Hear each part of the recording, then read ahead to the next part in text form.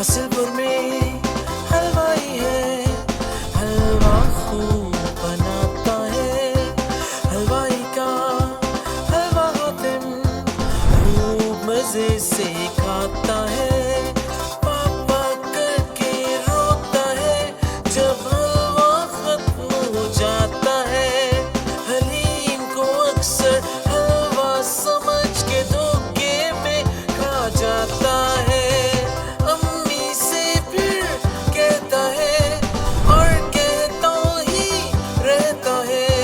हासिलपुर में हलवाई है, हलवा खूब बनाता है। मुझे इसका हलवा खाना है, मुझे इसका हलवा